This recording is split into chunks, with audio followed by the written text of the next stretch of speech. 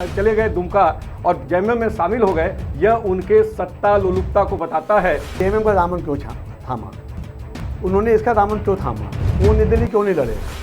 कोई भी चुनाव होता है वो रणनीति पे होता है। भाजपा का समर्थन संजय बराबर को मिल जाएगा, इसका मतलब क्या हुआ? जनता में दोष नहीं है। माननीय सांसद जो अभिजीत रहे हैं उनके अंदर भी कंफ्यूजन हो जाता है कि ये संजीव अग्रवाल है कि संजीव कुमार है। 15 साल में उस क्षेत्र में निगम ने क्या किया?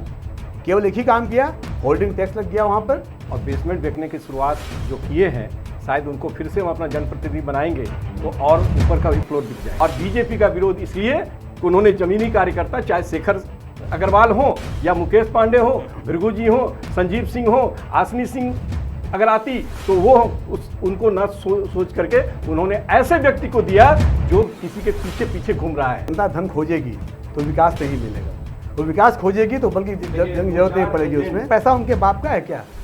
एक बात आया था, ये पैसा तो उनका है, ये पैसा तो उनका है। मेरा एक सवाल है, जब जेएमएम के कोई आदमी, भाजपा के कोई आदमी, वो कांग्रेस से कोई भी आदमी जब काम करते हैं, क्या उनके बाप का पैसा लगता है क्या?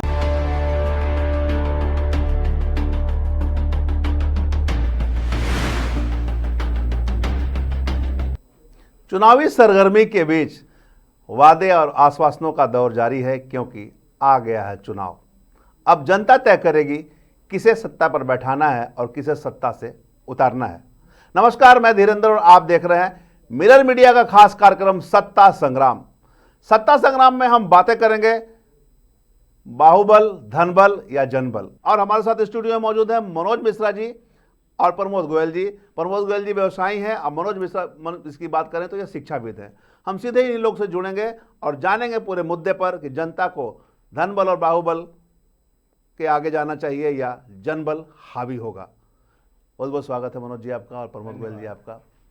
निगम चुनाव की शुरुआत हो चुकी है, हर जगह चुनावी विवादों की लड़ियां लग रही है। ऐसे में क्या लग रहा है, धनबल और बाहुबल हावी होगा या जनबल हावी होगा? देखिए, ये जो चुनाव है निश्चित रूप से आम लोगों की अभिलाषा, इच्छा पर निर्भर करता है और निश्चित रूप से जनबल हावी होगा। अगर जनबल हावी नहीं होता तो शायद ये चुनाव ही नहीं होता। जिस तरह से कानून के पेचीदगियों में इसको अटकाकर पिछला एक टर्म मतलब 5 साल को समाप्त करने का प्रयास किया गया वर्तमान हेमंत सोरेन सरकार के द्वारा, और इसमें कोई भी पॉलिटिकल पार्टी खुलकर के सामने नहीं आई, लेकिन जनबल सामने आया। कोर्ट कचहरी से लेकर सब जगह इसका विरोध किया गया और अंत में माननीय उच्च न्यायालय के आदेश पर यह चुनाव हो रहा है।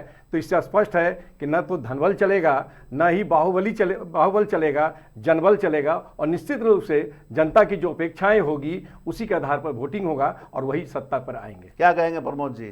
देखिए, आपका जो सवाल है जनबल, धनबल और बाहुबल, एक बात तो हमें मानना पड़ेगा, ये चुनाव का परिणाम जो होता है वो तो जनबल से ही होता है।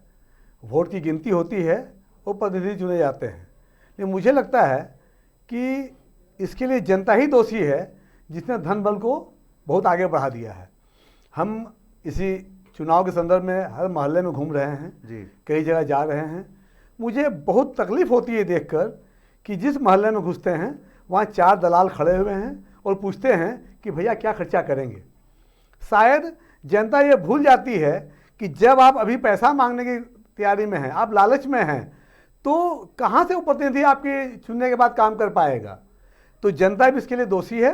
निश्चित रूप से चुनाव जो है जनबल का ही परिणाम है, किंतु धनबल और बाहुबल ये इतना सर चढ़ के बोलता है, इसके बाद भी हमने देखा है आज तक बाहुबल हो या धनबल हो, परिणाम तो जनबल से ही आता है। आपको बाहुबल को लगता है कि मेरी जीत हो रही है, धनबल को लगता है कि मेरी जीत हो रही है, लेकिन परिणाम जब भी आता है वो जनबल से आता है। और मेरा पूरा विश्वास है कि समाज इस बार जो है जनबल को साबित करेगा और एक ऐसा प्रतिनिधि चुनेगा धनबाद के लिए जो वास्तव में जनबल को समझते हुए जनता की समस्याओं पर जो खरा उतरेगा। मनोज जी, आप अभी बता रहे थे कि दलीय चुनाव नहीं है, जनता के समर्थन में चुनाव हो रहा है हाईकोर्ट के फैसले पर, लेकिन तमाम राजनीतिक पार्टियां इसे अपना साख बचा ली है और पूरा धुआंधार प्रचार प्रसार जारी है। देखिए, इसके लिए सबसे बड़े दोषी अगर कोई हैं तो शेखर अग्रवाल जी हैं, जिनको भाजपा ने समर्थन नहीं किया था, लेकिन हम जैसे जो संघ के कार्यकर्ता हैं, जो आम लोगों से जुड़े हुए लोग हैं, उन्होंने 2015 में माननीय फूल सिंह जी के साथ पूरा झरिया क्षेत्र में घूमकर सबसे ज़्यादा वोट अगर किसी विधानसभा क्षेत्र से आया था तो वो झरिया क्षेत्र था। और जिताने का हम लोगों ने काम किया था। उस समय भी भारतीय जनता पार्टी के द्वारा राजकुमार अग्रवाल जी को सीट दिया गया था, समर्थन दिया गया था, लेकिन शेखर अग्रवाल जी खड़े रहे और खड़े रहने का परिणाम यह हुआ कि संघ का समर्थन मिला और हम लोगों ने उनके लिए कार्य किया और उनको लगभग 93-94 हजार वोट मिला था और वो नंबर 1 होकर के जीते थे।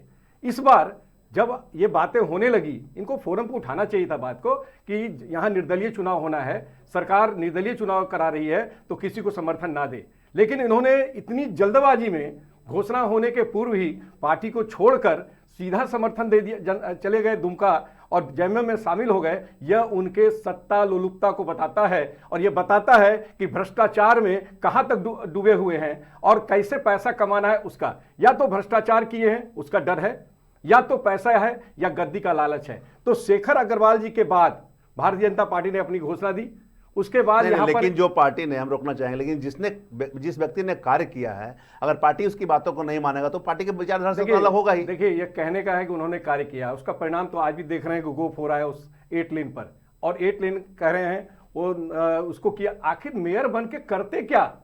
ये कार्य नहीं, मेयर के पद पर बैठकर केंद्र सरकार के द्वारा जो फंड दिया गया उस फंड का उपयोग किया गया, वो भी पूरे तरह से उपयोग नहीं किया गया, उसमें बहुत सारा इधर उधर भी हुआ है। लेकिन भाजपा का भी झंडा ढोया, भाजपा ने भी तो साथ नहीं दिया। भाजपा में एक से एक लोग हैं, शेखर अग्रवाल को ही क्यों, मनोज मिश्रा को क्यों नहीं? काम किया ना, शेखर अग्रवाल ने काम किया, तो काम के बदौलत ही बोला। जब शेखर अग्रवाल पहली बार इलेक्शन लड़ने के लिए आए थे, उसमें कौन से पद पर थे? वो इतने सालों से बीजेपी के साथ जुड़े हुए थे, उनको मिला, 5 साल तक उन्होंने कार्य किया और कुछ ऐसी बातें हुई। हम तो यहां तक कहेंगे कि वर्तमान में भारतीय जनता पार्टी का झारखंड में सरकार न होने के पीछे भी शेखर अग्रवाल जैसे लोग हैं। केवल शेखर अग्रवाल ने, ऐसे लोग हैं जिन्होंने ऐसा कार्य किया, पूरे तरह से अपने समय में पार्टी को हाईजैक करने का प्रयास किया और अभी उससे भी आगे बढ़कर पार्टी में ऐसे ऐसे लोग हैं जो मेरे समय पार्टी में थे भी नहीं। मेरे समय छोड़िए, पिछले 5-7 साल पहले, जैसे आप चले जाइए अगल बगल में, आपके जो अध्यक्ष हैं कर्मकार जी जेएमएम में थे, इसके पहले ज्ञान रंजन जी वो बाबूलाल मरांडी जी के साथ थे। बाबूलाल मरांडी जी ही किसी समय बीजेपी में आए थे, उनको संगठन मंत्री बनाकर लाया गया था, इतना बड़ा सम्मान दिया कि राज्य के प्रथम मुख्यमंत्री बने, लेकिन उन्होंने वही गलती किया जो समरेश सिंह और इंदर सिंह नामधारी जी ने किया। तमाम लोगों ने पार्टियां छोड़ी ना, यानी कि हर लोगों ने पार्टियां छोड़ी। जब सत्ता नहीं मिलता है तो पार्टी छोड़ते हैं और फिर उनको लाकर पार्टी महिमा मंडित सत्ता सुख, आप इसको बोल सकते हैं। बिल्कुल सत्ता। क्या प्रमोद जी क्या कहेंगे आप? देखिए, मिश्रा जी ने बहुत अपनी बात ही रखी यहाँ पे। इस मामला में एक पक्षीय बात नहीं होनी चाहिए। पहली बात तो ये है कि शेखर अग्रवाल जी जो हैं वो पार्टी के प्रति पूरे समर्पित कार्यकर्ता थे और कोई भी चीज़ का माने अवहेलना का एक सीमा होता है। हर व्यक्ति की क्षमता अपनी अपनी होती है। मैं 16 जूते खाने के बाद भी जिंदा रह सकता हूँ, कोई 5 जूते के बाद भी जिंदा नहीं रह पाता है। तो ये एक व्यक्तिगत मामला है और उसमें शेखर अग्रवाल जी जो हैं उन्होंने अपनी मंशा पार्टी को भी, बाजार में भी ऑलरेडी जाहिर कर दी थी कि वो मेयर का चुनाव लड़ेंगे और इसी संदर्भ में उन्होंने अपना नॉमिनेशन फाइल कर दिया। अब ये उनकी सोच है। आज आप जो बात हम करते हैं, बाजार में बहुत सी बातें आ रही हैं कि उन्होंने जेएमएम का दामन क्यों थामा, उन्होंने इसका दामन क्यों थामा, वो निर्दलीय क्यों नहीं लड़े। कोई भी चुनाव होता है वो रणनीति पे होता है, न कि अपनी कैपेसिटी पे होता है। रणनीति होती है। आज अगर वैसी बात करें हम तो हेमंत सोरेन जो है उन्होंने भाजपा वाले को क्यों ले लिया भाई?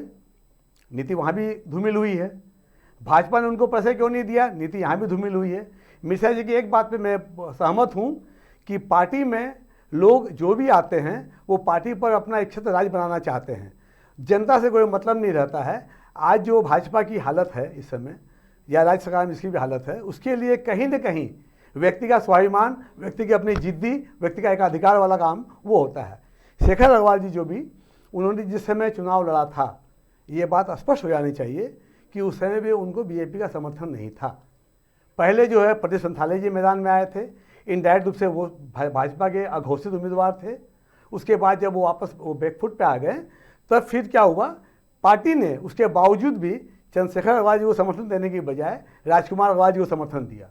यहाँ ये दिखाई पड़ रहा है कि पार्टी ऑलवेज, इसमें एक चीज कहना चाहेंगे, एक चीज कहना चाहेंगे, नहीं इस जगह जो आया बात, नहीं मैं बात सही कि 2015 में शेखर अग्रवाल जी को पार्टी टिकट नहीं मिश्रा जी, मेरा बोलना है, इसको क्लियर कर देते हैं। लेकिन संथालिया जी को जिस तरह से बुला करके बैठाया गया रांची में आकर, अब वो क्या मजबूरी है सब जानते भाई, हैं, यही तो मैं पूरी बोल रहा पब्लिक हूं। और कहीं ना कहीं बीजेपी पार्टी के प्रत्यक्ष और परोक्ष समर्थन के कारण ये वहां पर बन पाया। अगर रघुवर दास जी उस समय इंटरवेन नहीं करते, संथालिया जी को नहीं बैठाते, जैसा चर्चा था, तो ये स्थिति नहीं बनता कि देखिए, आ जाते। मेरी बात फिर तो हम जैसे लोग जो संघ के स्वयंसेवक हैं, जो विश्व हिंदू परिषद से जुड़े हुए हैं, सामाजिक कार्यकर्ता हैं, फूल सिंह जी के नेतृत्व में पूरा झरिया विधानसभा तो कहीं ना कहीं पार्टी ने उस समय भी तो नहीं दिया ना उनको, टिकट नहीं दिया, भाई, एक लेकिन मिनट वो लड़े जीते। समर्थन किया। मिश्रा जी, एक मिनट में आज दूसरा हो रहा है मिश्रा जी, बीजेपी में। आप जो बोले मेरे को, मेरी बात पूरी होने दीजिए पहले। पार्टी ने क्या दिया, मेरे घर में क्या है, आपके घर में क्या नहीं मालूम, मैंने रोड पे क्या दिखलाया वो मुझे मालूम है।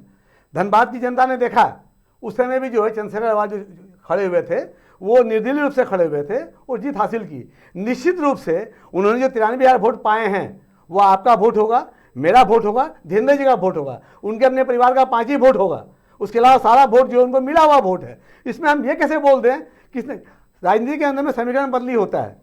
हमारे धनबाद में सांसद चुने गए, विधायक चुने गए, 3 तारीख तक अलग बात मालूम है, 4 का क्रिया बदली हो जाती है। तो ये राजनीति है। हम एक व्यापारी समाज से हैं, हम किसी पार्टी की ओर बात नहीं कर रहे हैं।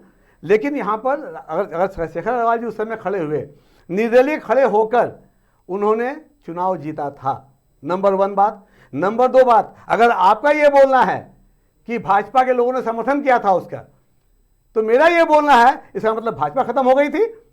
जब भाजपा का अपना उम्मीदवार को समर्थन नहीं मिल पाया, हाँ, एक निर्दलीय को मिल गया है, इसका मतलब भाजपा खत्म हो गई है। सही बात तो है, यहाँ मनोज जी, क्वेश्चन सही शेखर बात है, अग्रवाल पे मनोज क्यों जी, अगर आएगा? मान लीजिए ऐसी राजकुमार बात है, अग्रवाल पे क्वेश्चन क्यों आ रहा है? भाजपा ने समर्थन दिया ही नहीं, इसका मतलब भाजपा ने भी समर्थन दिया, इसका मतलब भाजपा में भी कहीं ना कहीं फाक हो भाजपा गया। खत्म हो गई है। इस बार- अगर उस समय मेरा बोलना कि हम ना कांग्रेसी है ना भाजपा ही हैं, हम एक व्यापारी हैं और बेंगलोर चेंबर ऑफ कॉमर्स को रिप्रेजेंट करते हैं। मेरे लिए कोई पार्टी नहीं है। मैं यहाँ घोषणा करता हूँ कल अगर मेरा बेटा मेयर का उम्मीदवार हो जाएगा तो भी मैं वचन खा के बोलता हूँ आपको, अगर वो लायक नहीं है तो मेरा वोट उसको नहीं, योग्य व्यक्ति को जाएगा। हम यहाँ कहाँ जा रहे हैं? मतलब आपके कहने का मतलब है जो लायक हो हाँ, उसे चुनने की जरूरत उसको चुनना है। एक चीज हम कहना चाहेंगे, महिला उम्मीदवार पहले आई थी, महिला उम्मीदवार को बैठा दिया गया, जो भी जिस कारण से भी हो, तो महिला उम्मीदवार का भी तो सम्मान नहीं हुआ। अगर उसे बैठा दिया गया कि आप बैठ जाइए और दूसरे कैंडिडेट, कहीं ना कहीं महिला का भी तो अपमान हुआ। बिल्कुल, मैं आप जो बात बोल रहे हैं यहाँ तो वही कहानी हो गई। सूप और छलनी की कहानी हो रही है। सूप कह रही है छलनी में छेद, छलनी कह रही है सूप में छेद, और वास्तव में जनता में छेद हो रखा है। पूरी जनता जो है वो छेद से भर गई है। वो क्या करे? आज आपका ये चुनाव धनबाद में हो रहा है, हमें मालूम नहीं चुनाव के बाद क्या होगा, 27 के बाद क्या होगा, सब हमको आपसे मिलना पड़ेगा आज। लेकिन हम आपके दुश्मन बने हुए हैं, वो उसके दुश्मन बने हुए हैं। जनता तो भ्रमित हो रही है ना, भ्रमित हो जनता रही को है, भ्रमित किया जा रहा है। और वास्तव में जो है विजन का एक बहुत बड़ा रोल होता है। इस समय मुझे लगता है कोई भी पार्टी अपने किसी भी उम्मीदवार के लिए विजन नहीं दे पा रही है। क्या आप बोल सकते हैं कि झामुमो का समर्थन पूरा मिल जाएगा इनको? क्या आप बोल सकते हैं कांग्रेस का समर्थन शमशेर आलम को मिल जाएगा? क्या आप बोल सकते हैं कि भाजपा का समर्थन संजय अग्रवाल को मिल जाएगा? इसका मतलब क्या हुआ? जनता में दोष नहीं है, जनता में छेद है, पार्टियों में दोष ही दोष है। पार्टी अपना कमांड भूल चुकी है। प्रत्येक पार्टी जो है वो दिग्भ्रमित हो गई है। नहीं तो आज के परिवेश अगर हम बात करें मनोज जी, तो भाजपा के बहुत सारे नेता जो बागी बन चुके हैं, क्या कारण आपको लग रहा है? बहुत सारे नेता बागी नहीं हैं जो जमीन से लड़कर यहाँ तक आए हैं। चाहे वो संजीव सिंह हो, चाहे मुकेश पांडे जी हों, चाहे भृगुनाथ भगत जी हों, इनका पूरा बायोडाटा को आप देखिए, और शेखर अग्रवाल जी हों, चाहे आज जो संजीव कुमार जी हैं। मैं दावा के साथ कहना चाहता हूं कि संजीव कुमार मुझे नहीं जानते, मैं संजीव कुमार को नहीं जानता, यानी एक पब्लिक को संजीव कुमार को मैक्सिमम लोग नहीं जानते कि संजीव कुमार है कौन। आज तो लोगों के अंदर भ्रम है कि ये संजीव अग्रवाल कौन है, संजीव कुमार कौन है, बीजेपी का प्रत्याशी समर्थित प्रत्याशी कौन संजीव कुमार है कि संजीव अग्रवाल है। हमारे पूर्व माननीय सांसद जो अभिजीत रहे हैं उनके अंदर भी कंफ्यूजन हो जाता है कि ये संजीव अग्रवाल है कि संजीव कुमार है। तो ये समझा लेकिन ये तो लड़ाई भाजपा ने अपने ऊपर ठान ली है। भाजपा अपने ईगो की लड़ाई, देखिए, भाजपा ये कूद चुकी है। भाज- तमाम सांसद विधायक आज मैदान में है। देखिए, ये बीजेपी का ईगो का लड़ाई नहीं है, एक विधायक का ईगो का लड़ाई है, और उनके भविष्य को अपना लगता है खतरा है, और वो नहीं चाहते कि यहाँ बीजेपी का कोई व्यक्ति मेयर बन जाए या आगे बढ़ जाए कि कल उनके कुर्सी को खतरा हो जाएगा। लेकिन सच्चाई है कि पब्लिक समझ रहा है और कहीं ना कहीं उनकी छवि धूमिल हो रही है। तो क्या जो बागी बने हुए हैं, जो चुनाव लड़ रहे हैं मैदान में, वो क्या लग रहा है आपको चोट पहुंचाएंगे? बिल्कुल, चाहे मुकेश जी हों जो अखिल भारतीय विद्यार्थी परिषद, उसके पहले बाल काल के स्वयंसेवक रहे हैं, अखिल भारतीय विद्यार्थी परिषद से जुड़े रहे हैं, भारतीय जनता युवा मोर्चा से जुड़े रहे हैं, भारतीय जनता पार्टी से जुड़े हुए हैं और इतने सालों से काम रहे हैं, आज तक कभी भी पार्टी का दल बदल नहीं किए, कभी भी पार्टी के आदेश का अवहेलना नहीं किया। आखिर उनके टिकट पर विचार क्यों नहीं किया गया? आप बताइए कि उनको टिकट क्यों नहीं दिया गया? बताना चाहिए पार्टी को। जब पार्टी ही लड़ रही है और पार्टी के समर्थन से ही कोई जीतेगा तो मुकेश पांडे जैसा अच्छा कैंडिडेट दूसरा कोई नहीं हो सकता था। दूसरे नंबर पर संजीव सिंह जी की भी अपनी एक छवि है, अपना एक इतिहास है, तो संजीव सिंह के आवेदन पर विचार क्यों नहीं किया गया? क्यों नहीं पहले जाकर के इनसे बात किया गया? भृगुनाथ भगत जी भी काफी लंबे समय से बीजेपी किसी एक पर ही बात होती ना, सबसे तो बात होती नहीं, फिर सब लोग नाराज हो जाते हैं कि मुझे नहीं मिला। नहीं, ऐसा नहीं था। अगर आप उनको बैठ के समझते, समझाते और बताते।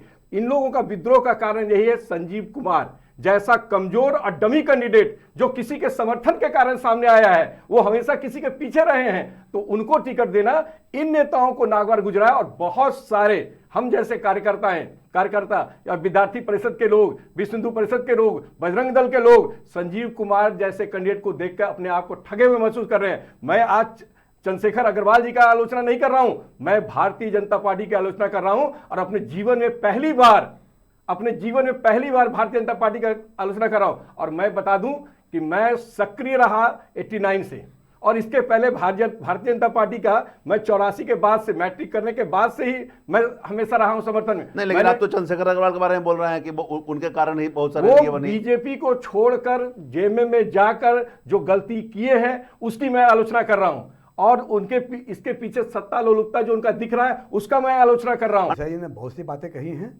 इनका दर्द भी झलक रहा है, वही दर्द मेरा भी हो सकता है। लेकिन एक बात है कि जिस तरह हम लोग आहत हुए उस बात से, उतने आहत वो भी हुए होंगे। आदमी किसी न किसी कारण से, अगर व्यक्ति के ऊपर मैंने उतनी अवहेलना होती है। आज चंद्रशेखर अग्रवाल जी, मैं कोई उनका पक्ष का आदमी नहीं हूँ, उनका विरोधी आदमी नहीं हूँ, मैं धनबाद की जनता के पक्ष का आदमी हूँ, और धनबाद की जनता जो कढ़ा रही है उसके लिए मैं आवाज़ उठाने वाला आदमी हूँ। और जिस व्यक्ति ने अपना जो निर्णय लिया, आज आपने सुना होगा कुछ दिन पहले एक बड़े नेता थे वो भाजपा में शामिल हुए हैं, झारखंड लेवल के एक बड़े नेता भाजपा में शामिल हुए हैं, भाजपा के नेता वहाँ चले गए, कुछ लोग कांग्रेस में आ गए हैं, कुछ लोग भाजपा में आ गए हैं। तो सही पूछिएगा, आम जनता को अपने काम का सवाल हर पार्टी से करना चाहिए, चाहे वो भाजपा के हो या कांग्रेस के हो या जेएमएम के हो। लेकिन इनका जो कहानी है, ये कहानी में जो है, आप खुद बोलिए कि एक टाइम में हम जो हैं धनबाद में जदयू नेता के साथ में गल भैया मिला के चल रहे थे, हमारे ऐसा व्यक्ति, अचानक वहाँ लालू जी और नीतीश कुमार जी का गठबंधन हो गया, हमारे यहाँ दुश्मनी चालू हो गया, हम दोनों अलग चलने लगे। कुछ दिन बाद फिर मालूम पड़ा, फिर दोनों एक हो गए। तो मेरा बोलना है, हम और आप इस मुद्दे पर न तो लड़ने योग्य हैं न कुछ करने योग्य हैं। ये ऊपर में जो है आदान प्रदान होते रहता है, कोई पार्टी सत्ता में रहे उस पार्टी का निजी लाभ होता है। आम जनता जो है पहले भी कराती थी, बाद में भी कराती है। लेकिन जनता कहीं ना कहीं भ्रमित हो रही है ना, तो ऐसे में जनता को क्या करने की जरूरत है? अब मेरा ये मानना है कि चूंकि आपने क्वेश्चन ऐसा किया है, उसका मुझे जवाब देना मैं उचित नहीं समझ रहा था, फिर मैं बोलता हूँ। एक बात चल रही है अभी, अनुशासनहीनता की कार्रवाई जी, एक बहुत बड़ा मुद्दा बना हुआ, अनुशासनहीनता की कार्रवाई। मेरा मानना है अनुशासनहीनता की कार्रवाई उन लोगों पर होने की बजाय किसी भी पार्टी के सर्वोच्च नेतृत्व पे होनी चाहिए। जब सरकार ने ये घोषणा की कि हम जो है पार्टी वाइज चुनाव नहीं करेंगे, हम दलीय आधार पर चुनाव नहीं करेंगे, जब उसने घोषणा की, या तो हाथों हाथ चुनाव का बहिष्कार कर देना चाहिए था कि हमें जो है दल में ही चुनाव लड़ना है या हम दल चुनाव नहीं लड़ना है। जब दलीय चुनाव की घोषणा नहीं हुई है, इसके बाद किसी भी पार्टी ने किसी भी प्रत्याशी को समर्थन अगर दिया है तो वो फुल्ली गलत है, वो सबसे बड़ी अनुशासनहीनता है। इसके लिए चुनाव आयोग हो, सरकार हो, स्थानीय लोग हो, वो जिम्मेदार है। जब पार्टी वाइज चुनाव हो ही नहीं रहा है तो किसी पार्टी को किसी को समर्थन देने की जरूरत ही क्या थी।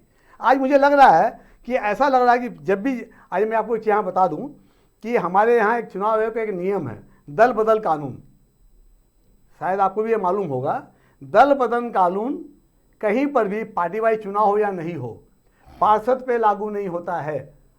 पार्षद, इसका मतलब क्या हुआ, सरकार भी यह मानती है कि पार्षद अपने मोहल्ले के लिए है, वो राज्य और देश चलाने के लिए नहीं है। यहाँ दल बदल कानून लागू नहीं होगा। और धनबाद के अंदर में जितने पार्षद जहाँ जहाँ हुए हैं, उन्होंने, आज भी बहुत से ऐसे पार्षद हैं जो अपने एरिया में पॉपुलर हैं, बहुत काम किए हैं। हमारे मेयर हैं, उनको भी बहुत पॉपुलर हैं। तो उसके अंदर में थोड़ा थोड़ा तो अवगुण दून सब में होगा। चांद में अगर दाग नहीं रहा होता तो चांद पर इतनी उपमाएँ नहीं आती। मेरा मानना है कि आज भी धनबाद के लोगों को वैसा ही मेयर, वैसा ही पार्षद चुनना चाहिए जिनसे मिलना उनको सुगम हो। एक अहम बात मैं बोलना चाहता हूँ आपके चैनल के माध्यम से। देखिए, मीडिया मेयर जो है, मैं तो जब से थोड़ा सा एक्टिव हुआ हूँ तो मैं धनबाद में सोशल मीडिया में ये इसका एलिमिनेट मैंने क्या बुलाया था उसको, फाउंडर है।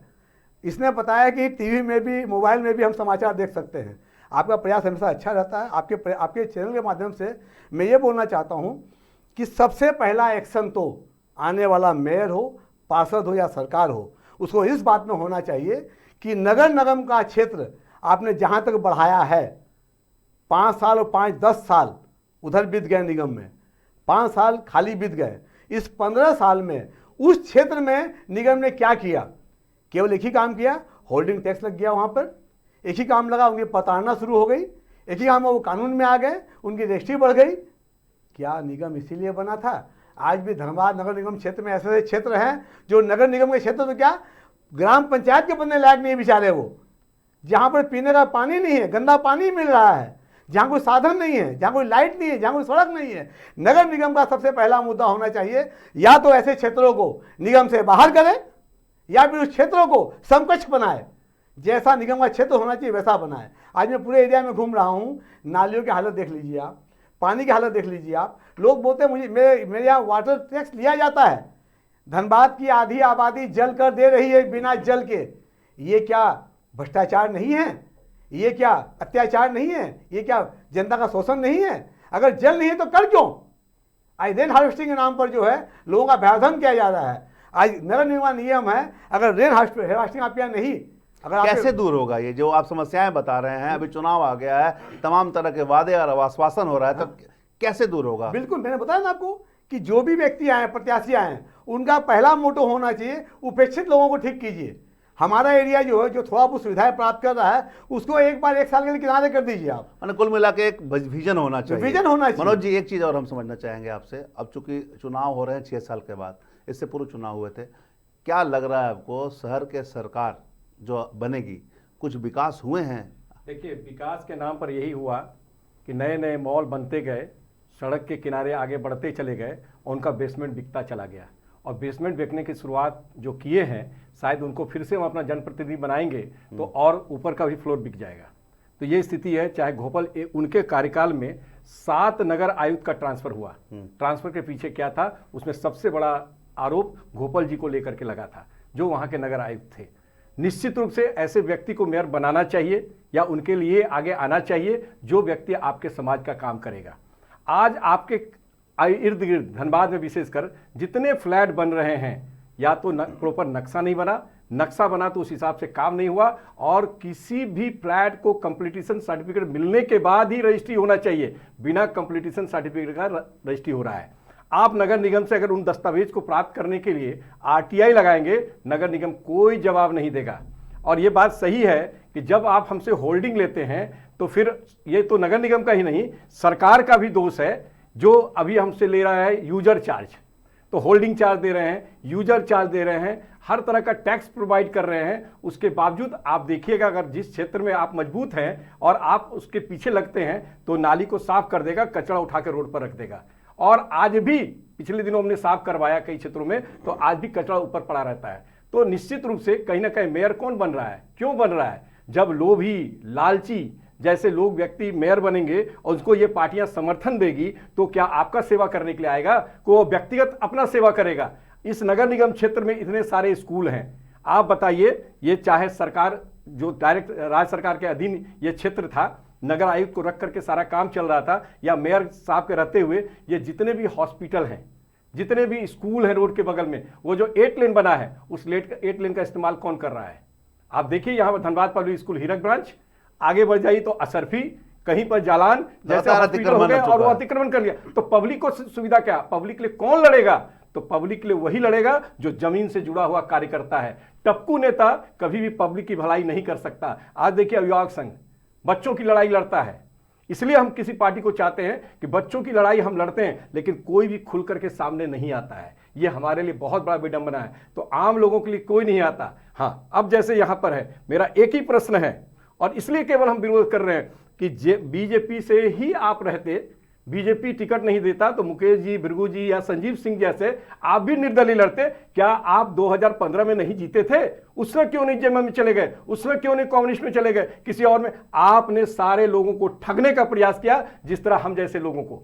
इसीलिए हम उनका विरोध कर रहे हैं। और बीजेपी का विरोध इसलिए कि उन्होंने जमीनी कार्यकर्ता, चाहे शेखर अग्रवाल हो या मुकेश पांडे हो, भृगु जी हो, संजीव सिंह हो, आसनी सिंह अगर आती, तो वो उनको न सोच करके उन्होंने ऐसे व्यक्ति को दिया जो किसी के पीछे पीछे घूम रहा है। क्या पीछे पीछे घूमने वाला पिछलग्गू व्यक्ति अगर जीत करके मेयर बन जाता है, वो आपका काम करेगा? कभी नहीं। एक चीज और बताते हैं, संजीव कुमार जी इतने ही ईमानदार हैं तो आपके सामने आए, मैं सीबीएसई का केवल 2 दस्तावेज निकालूंगा और साबित कर दूंगा कि इलीगल तरीके से आपका स्कूल चल रहा है। सारे दस्तावेज को फंसाकर टीचर को भी सही सैलरी नहीं दे रहा। उस विद्यालय राजकमल के वो सेक्रेटरी हैं।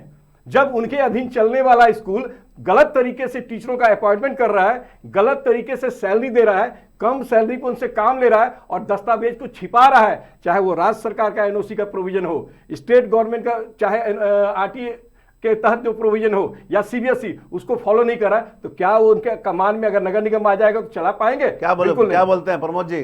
देखिए, मुझे मतलब ऐसा लगता है कि मिश्रा जी जो बोल रहे हैं वो वास्तव में काफ़ी दुखी हैं यहाँ की व्यवस्था से। लेकिन एक तरफ ये बोलते हैं कि बिल्डिंग के नीचे में पार्किंग बिक गई, फिर बोलते हैं कि अग्रवाल साहब अगर संयम रखते तो टिकट बीजेपी दे देती। नहीं, बीजेपी नहीं देती, हम जैसे लोग जिताते हो। हाँ, इसका मतलब ये हुआ कि दोनों बात में विरोधाभास हो गया। एक तरफ पार्किंग बेचने वाला अगर निर्दलीय लड़ता तो वो लायक हो जाता, नहीं लड़ा तो लायक नहीं है। वो नहीं था। मेरा कहना था कि अगर टिकट नहीं मिलने का गुंजाइश बन गया तो पार्टी छोड़कर भाग गए। भाई मैं क्या बोलना है, उनको भागना नहीं चाहिए था। वो पार्टी में है, उनकी असलियत सामने आ गई। भाई अब तो बीजेपी में भी आके उनको टिकट मिल जाएगा तो हम जैसे लोग समर्थन नहीं देंगे। कोई बात नहीं। मैं क्या बोलना है कि अगर वो पार्टी में रहते तब अपार्टमेंट की नीचे वाली सीट बिकती नहीं। क्यों नहीं बिकती? अगर अपार्टमेंट अगर पार्टी में रहते तब वो ठीक हो जाता है। हमारा अपना, हमने क्या बोला, जनता दोषी है, हम अपना ही जो पक्ष है वो रख नहीं पाते हैं। अगर इन्होंने बोला अपार्टमेंट बिक गया नीचे वाला, ऊपर वाला बिक जाएगा, ऊपर वाला तो बिका हुआ ही है, वो तो बेचने वाले नीचे वाला छत भी बेच देंगे। और दूसरी बात जो है, अगर वो पार्टी में रहते तो वो अपार्टमेंट नहीं होता। नंबर दूसरी बात, कोई भी पार्टी धनबाद के लिए आज तक 70 सालों, आपने बोला विकास क्या हुआ है, मैं सरकार का भी धन्यवाद दूंगा, लोकल मेयर का भी धन्यवाद दूंगा, जो पावर में अधिकारी उसका धन्यवाद दूंगा। धनबाद का विकास नहीं हुआ ये अगर आप बोलते हैं, देखिए संपूर्ण विकास तो एक बाप भी अपने बेटे के लिए नहीं कर सकता है, उसमें खामियां रह जाती है। लेकिन अगर आप बोलते विकास नहीं हुआ है तब इसका मतलब ये हुआ कि मैं आपके मन से ये बोल रहा हूं, अगर ये विकास नहीं हुआ है, आने वाले 100 साल तक कोई प्रतिनिधि बन जाए धनबाद का विकास नहीं करेगा। वो एक ही बात बोलेगा कि विकास करने के बाद अगर मेरा विकास नहीं हुआ है तो वही विकास अच्छा है जो पिछले 70 सालों से हो रहा था। हमने क्या विधायक नहीं दिए, यहाँ हमने क्या सांसद नहीं दिए, और किस पार्टी का नहीं दिया हमने। धनबाद वो अभागा शहर है जो हर पार्टी को इस तरफ चुन लिया है, लेकिन धनबाद का विकास नहीं देख पाया है। रही बात पिछले 5 साल की बात हो रही है, उस समय हमने धनबाद में पहली बार पार्क देखा, हो सकता नालियाँ नहीं बनी हो। हमने पहली बार तालाब देखा, हो सकता नालियाँ नहीं बनी हो। हमने पहली बार शमशान घाट देखे, लोग शमशान घाट में जाकर आग लगा के भागते थे, अब लोग शमशान घाट में 2 घंटा व्यतीत करते हैं, मृत आत्मा को शांति के लिए वहाँ बैठते हैं। किस सरकार ने करवाया, किस पार्टी ने करवाया, लेकिन धनबाद ने विकास देखा।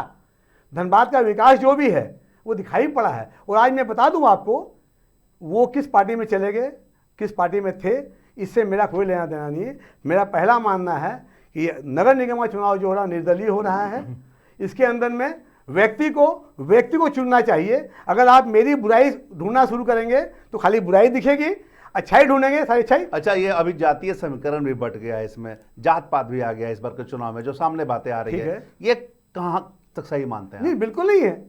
जात पात तो जो है नागरिक चुनाव के अंदर में, वार्ड के चुनाव के अंदर में जात पात को देखी नहीं होना चाहिए। और मैं आपको आपने अच्छा क्वेश्चन किया है, मैं बता दूं आपको, आज जो वार्ड पार्षद चुन के आ रहे हैं, कितने अफसोस की बात है, एरिया काफ़ी बड़ा है। मिश्रा जी का एरिया में 2000 आदमी है, यादव जी का एरिया में 2000 आदमी है, गोयल जी का एरिया में 2000 आदमी है। अफसोस वाली बात है, या तो गोयल या मिश्रा या यादव या पासवान या सिन्हा जी चुनाव जीत रहे हैं। कितना विडम्बना है कि हम एक एरिया का, एक मोहल्ला में एक पार्ट का चुनाव लेकर हम मेयर बन जा रहे हैं या हम पार्षद बन जा रहे हैं, बाकी एरिया क्या होगा। तो पहले आपने बात कही, जात पात से तो ये चुनाव सोचना ही नहीं चाहिए। पार्षद चाहे यादव जी बने, गोयल जी बने, पासवान जी बने, एरिया पूरा होता है उसका, लेकिन इसका परिणाम देखिएगा आप, विकास रुक जाता है। विकास रुक जाता है तो हमारे लिए पार्षद चुनना और नहीं चुनना बेकार हो जाता है। लेकिन अगर धन बल और बाहुबल का लोग प्रयोग करेंगे तो वो तो फिर धन उगाही में ही रहेंगे, जनता का सेवा क्या करेंगे। ये तो क्या मनोज जी? नहीं, बिल्कुल सही बात है। जो धनबल और बाहुबल के साथ आएंगे, चुनाव लड़ेंगे और जीतेंगे, तो फिर तो उसको पूरा करने का प्रयास करेंगे। No risk no gain, heavy risk heavy gain. तो जब हैवी रिस्क ले रहे हैं, कोई तो एक जीतेगा। जब हैवी रिस्क लेंगे तो हैवी गेन का प्रयास करेंगे ही करेंगे। क्या आप भी सहमत हैं इससे? और जब तक तथाकथित विकास नहीं करेंगे तो फिर उनको फंड कहां से मिलेगा, फंड कहां से इन्वेस्ट करेंगे, तब वहां से कमीशन कहां से आएगा। ये तो 60-40 की बात 2-3 दिन पहले आपके डिबेट में भी आ रहा था कि 60-40 हो रहा है, बढ़ जाए लेकिन हमारा काम करे। हम देख रहे थे कुछ चैनल पर भी इस तरह की बातें आ रही है। देखिए, हम ये नहीं कह रहे कि विकास नहीं हुआ। विकास का मतलब क्या होता है? हम रांची जैसा विकास खोजते हैं, हम जमशेदपुर टाइप का विकास खोजते हैं। धनबाद उस मामले में बहुत पीछे है। हम जिस 8 लेन पर चलते हैं, पता नहीं कहाँ पर वो धंसेगा और हम अंदर चले जाएंगे। हम झरिया में चलते हैं, कहाँ धंसेगा और अंदर चले जाएंगे। आज झरिया की जनता तो आज भी धूल फाकने को मजबूर है, फाँक रही है। मैं एक बताता हूँ, जनप्रतिनिधि बन करके ही सेवा कर सकते हैं ऐसा नहीं है। अपने अंदर में अगर सामर्थ्य हो तो विकास कर सकते हैं। झरिया का लक्ष्मीनिया मोड़ से लेकर बाटा मोड़ होते हुए जो 4 नंबर टैक्सी स्टैंड तक बना है, वो किसने बनाया और कब बनाया पता कर लीजिए। सभी परिवार एक लेकिन थे। आज भी जनता जाम से जूझ रही है। एक बात बता रहा हूं, सभी परिवार वो लोग एक थे और उस समय वो रोड बना था। राजीव रंजन जी उस वक्त कुर्सी लगा करके बैठ करके उस रोड को, आज वो रोड आज भी मारिएगा ना तो ठक ठक करेगा, एक कील नहीं घुटेगा। कहीं आपका कहने का मतलब कहीं ना कहीं गुणवत्ता पर सवाल खड़ा है। बिल्कुल। एक चीज और हम समझना चाहेंगे आप लोगों से, पूछा आपने जनबल वाला बात क्या, ये मैंने पहले बोल दिया आपको। जब जनता धन खोजेगी तो विकास नहीं मिलेगा, और विकास खोजेगी तो बल्कि जरूरत नहीं पड़ेगी उसमें। आज धनबाद के लिए जो इन्होंने बताया कि गड्ढे यहाँ पर हुए, गड्ढे हो सकते हैं। आज हाईवे पे, दिल्ली हाईवे, पुणे बॉम्बे हाईवे, उसमें गड्ढे हो जाते हैं। अगर आपका पूरा सड़क, अगर इतना लंबा सड़क, कितना 18 किलोमीटर है ना, उतना लंबा सड़क में जो है कहीं हुआ होगा, उसके लिए मैंने आपका दोष देना बहुत वाजिब है। लेकिन हम केवल चेहरे पे एक दाग के चलते हम पूरा शरीर को धोंस दें, ये भी उचित नहीं है। धनबाद ने पहली बार 8 लेन देखा, धनबाद ने पहली बार 4 लेन देखा, धनबाद ने पहली बार तालाब देखा। ये में एक बात आई थी सुनने में कि ये पैसा उनके बाप का है क्या, एक बात आया था। ये पैसा तो उनका है, ये पैसा तो उनका है।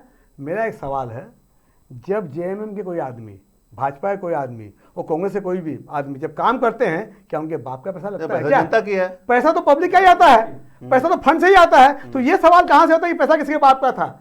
व्यक्ति का विजन होना चाहिए कि मैं पैसा कैसे ला सकता हूं और कैसे लगा सकता हूं। खामियां हमेशा रहेगी, खामियां रहेगी। धनबाद के लोगों से आपके मंच के माध्यम से एक आह्वान करना चाहता हूं मैं, धनबाद के लोग धन्यवाद देना सीखें। धनबाद के लोग धन्यवाद देना सीखें। धनबाद के विकास को कोई रोक नहीं पाएगा। हमारे लोग यहाँ पर धन्यवाद देने की बजाय खामियां बताते हैं कि आपने जो है 3 तला, आपने 2 किलोमीटर रोड बना दी है, आधा किलोमीटर बाकी रह गया। उसको ये बोलिए आपको धन्यवाद, आपने 2 किलोमीटर बना दी है रोड, आधा किलोमीटर रोड बना दीजिए। नहीं, लेकिन यहाँ की जनता जाम से जूझ रही है कि नहीं, इससे आप बुरी तरह पार्किंग की व्यवस्था है पूरी। मैं क्या बोल रहा हूँ, आज धनबाद में जो है, तो मैं बोलना चाह रहा हूँ कि कौन सी सरकार ने, किस पार्टी ने धनबाद के सड़कों को देखा। आज आप किसी देहात में चल जाइए, वहाँ फ्लाईओवर बन रहे हैं, वहाँ रोड बन रहा है। आज बिहार के अंदर चल जाइए, लोग बोलते हैं जिस गांव में कभी घुसे नहीं थे वहाँ बस घुस रही है। धनबाद ने ऐसा क्या पाप किया है?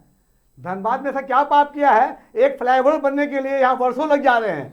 हजारों संस्थाएं रोड पे धरना दे रही है। मतलब श्रेय की होड़ मची है कि हमने कराया। मैं आपको एग्जाम्पल दे रहा हूँ, गया पुल अंडरपास को मैं धनबाद का आइकॉन मानता हूँ। धनबाद का बहुत अच्छा संग्रहालय है वो। उस गया पुल अंडरपास को बनाने के लिए धनबाद के कम से कम 500 आदमी जो है मिठाई खा चुके हैं।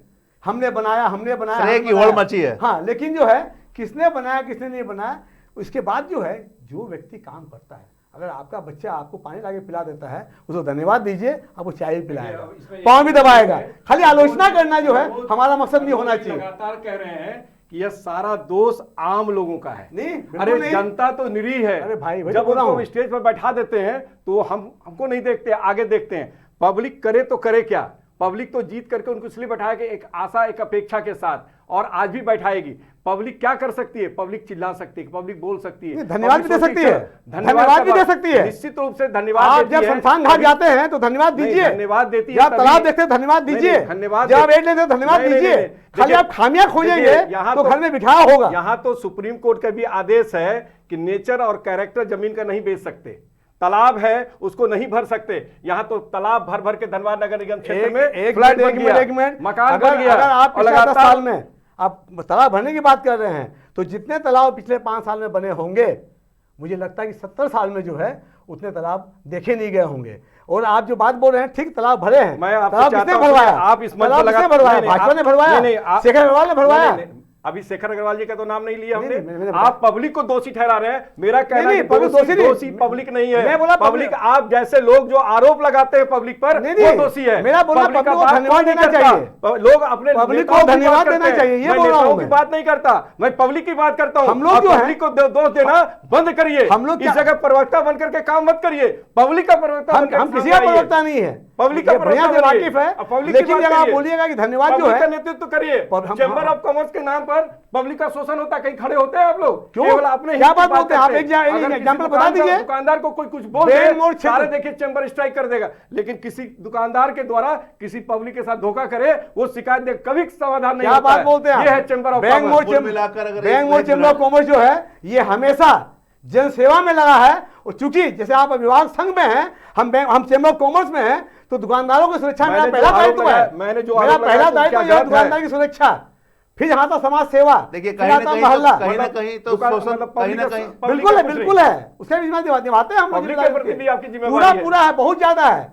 आप जो है अगर हमारा इतिहास पढ़िएगा तो बैंक मोड़ क्षेत्र में आधा नगर निगम का काम बैंक मोड़ चैम्बर ऑफ कॉमर्स करवाता है, चाहे वो होल्डिंग टैक्स हो, एयर हार्वेस्टिंग प्लानिंग हो, आपको यूजर चार्जेस हो, उसकी लड़ाई जो है बैंक मोड़ चैम्बर देखिए, ऑफ कहीं ना कॉमर्स कहीं तो पब्लिक की शोषित हो रहा है। मेरा आखिर वही कहना पब्लिक है। वोट दे रही है, पब्लिक के लिए कौन पब्लिक लड़ेगा? चुन रही है और उसके अनुरूप काम नहीं हो रहा है, पब्लिक दोष दे रही है। तो क्या करना चाहिए पब्लिक को? देखिए, पब्लिक कहीं दोषी नहीं है, उसकी मजबूरी है या लोकतंत्र है। लोकतंत्र में ऐसे ही चलता रहेगा। लेकिन हाँ, पब्लिक को जागरूक होना पड़ेगा, समय समय पर अपने आवाज को बुलंद करना पड़ेगा। ऐसे जनप्रतिनिधि जो राजनीति केवल करते हैं, उनके खिलाफ भी मुखर होकर बोलना पड़ेगा, ताकि समाज में उसकी छवि गिरे और अगले बार जब वो आए तो ये मांगने बोलने की स्थिति में नहीं रहे कि मैं ये कर दिया, मैं वो कर दिया, मैं वो कर दिया।